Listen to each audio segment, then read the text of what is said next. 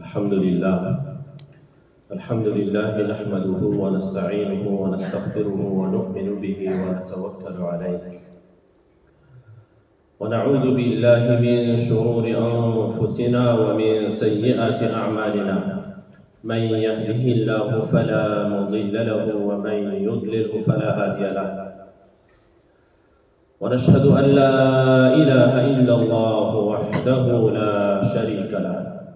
ونشهد أن سيدنا وحبيبنا ومولانا محمدا عبده ورسوله أما بعد فأعوذ بالله من الشيطان الرجيم بسم الله الرحمن الرحيم وإذ قال موسى لفتاه لا أبرح حتى أبلغ مجمع البحرين أو أمضي حقبا إن الله وملائكته يصلون على النبي يا أيها الذين آمنوا صلوا عليه وسلموا تسليما اللهم صل على سيدنا ومولانا محمد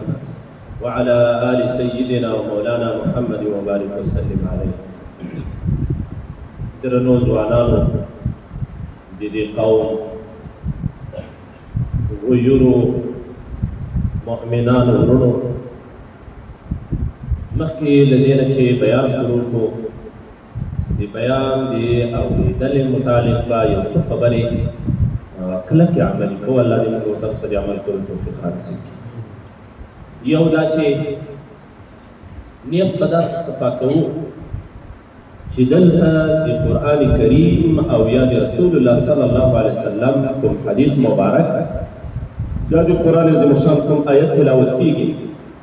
نو دغه آیت کریمه او دغه حدیث مبارک دا به موږ د زړه په غوږونو باندې اورو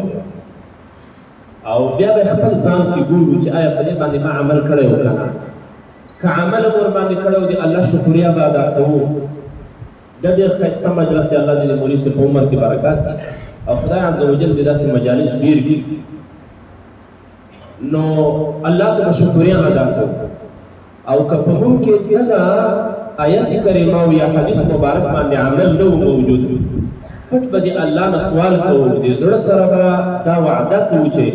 ان شاء الله راتلونکي کې به په دې آیت کریمه باندې موږ عاملي جوړېږو او د رسول الله صلی الله علیه وسلم دغه حدیث مبارک دا به موږ عملي کوو قرآن کریم کې الله عز وجل مؤمنانو ته په خطاب کې وایي ولا تکونوا كالذین قالوا سمعنا وهم لا يسمعون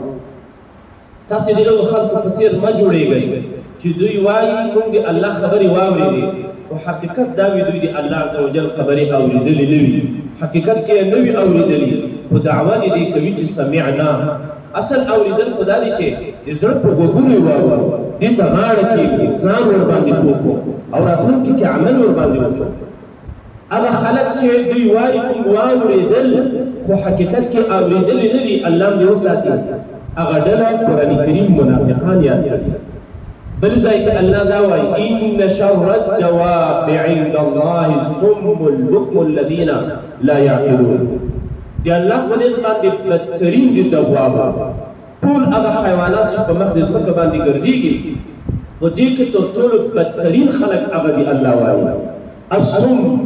چې له حق نه کاڼه دي حق نه اوري خدای دې داسې نه کوي حق خبره نه اوري د حق په مجالسو کې ګډون نه کوي حق ته غاړه نه لري البکم په ژبه باندې ګونګیان وي د حق ویلو څخه حق خبرې په ژبه باندې نه راځي او عقل شته خو د حق دپاره استعمالېږي نه الله هم دې داسې نه کوي الله عز وجل دې موږ ته د حق اورېدل رارسېږي نو یو به دا کوو د زړه په غوږونو به یې اورو او اراده به انشاءالله دا کوو چې د عمل په نیت به یې اورو په داسې نیت باندې به یې نه اورو لکه یوازې یو سایل ته چې یو څوک ولاړ شي الله عز وجل دې موږ تاسو عاملین وګرځوي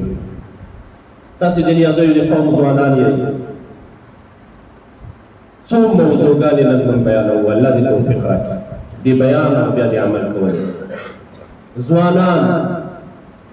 ځوانانو په باره کې قرآن کریم موږ ته څه وایي ځوانان د رسول الله صلی الله علیه وسلم په احادیثو مبارکو کې څنګه یاد شوي د ځوانانو په تاریخ کې میړانې او کارنامې او قربانۍ څه دي د ځوان مسلمان ځوان د مسلمان په کور کې پیدا شوی نوجوان څه مسؤلیت لري؟ مسلمان ځوان به غیور وي، غیرتمند ځوان به وي او د ده د غیرت تقاضاوې څه دي؟ او که موقع وه په اخر کې به انشاءالله دغه د موبایل متعلق هم یو څه ناڅه خبره کوو چې دا څومره مهلک مرض دی زموږ د ټولنې لپاره. الله عز وجل دې موږ ته د سم ویلو او بیا د عمل کولو توفیق را نصیب وګرځوي. درنو ځوانانو، دا ځوان لفظ هم ډېر خوند کي. دغه د ځوان کلمه بیا د مسلمان ځوان لپاره دا ډېره خوږه کلمه ده. عربي کې له دې نه تعبیر په فتا باندې کېږي، فتا. په عربي کې له دې نه تعبیر په شباب باندې کېږي، شباب.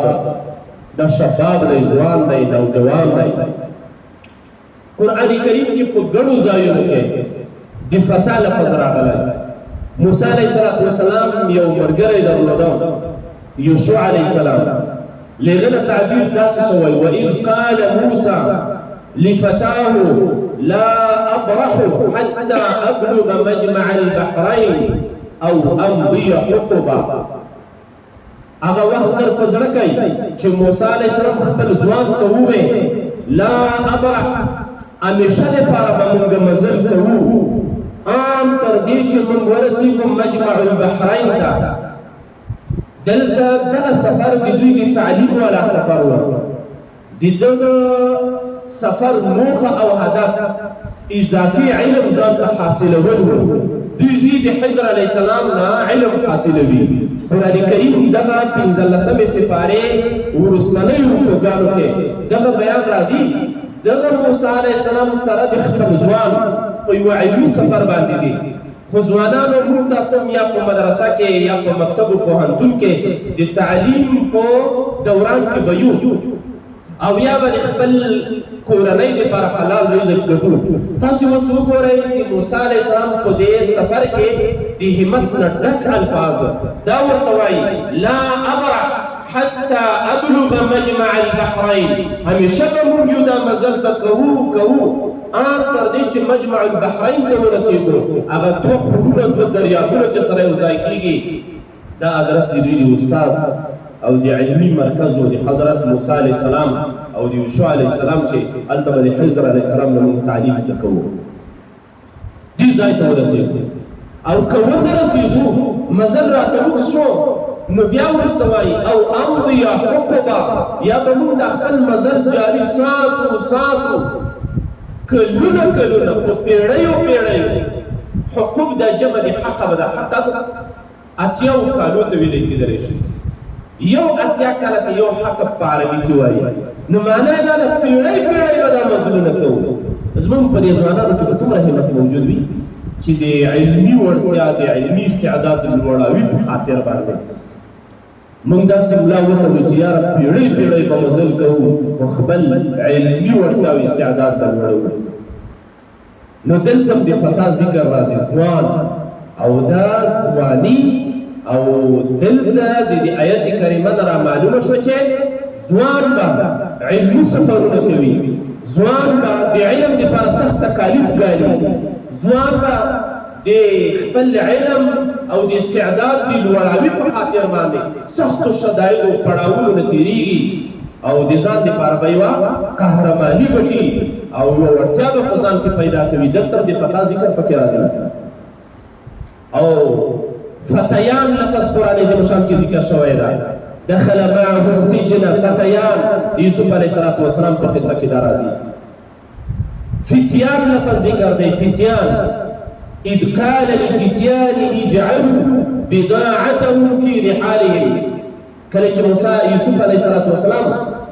هغه اووه وروڼه چې 11 وروڼه دي دوی چې د کنعان نه د مصر په طرف باندې راغلل او د غلو کښتي وه، نو د بنیامین دپاره چې کوم پلان جوړ د بیا دا ورته وایي د غلو نه خو بارونه ورته ډک کړئ، خو دا جام چې دی دا د دوی په یو بار کې ورته کېږدئ. نو دا امر یې چا ته کوه؟ لفتیانه، هغه خپلو ځوانانو ته. دا ځوانان د یوسف علیه السلام چې عزیز مصر و د خزانو وزیر و، په دې کې له ده سره موظف یو دولتي وظیفه کې کارمندان نو معلومیږي ځوان دا به د اسلامي نظام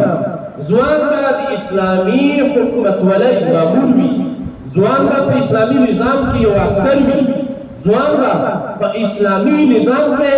خپله وړتیا موافق وظیفه اجرا کوي نو فتیان لفظ دلته ذکر شوی فتیتون لفظ هم ذکر شوی دی قرآن عظیم شان کې دا هم جمع د فتا او د ځوان ده لنډه خبره دا چې قرآن عظیم شان کې د ځوانانو ذکر دی